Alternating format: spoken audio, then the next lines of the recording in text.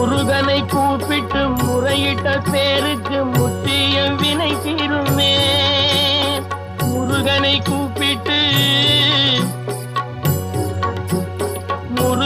கூப்பிட்டு முறையிட்ட பேருக்கு முற்றிய வினை தீருமே.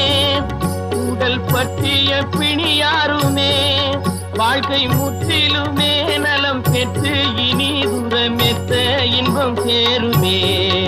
அப்பன் முருகனை கூப்பிட்டு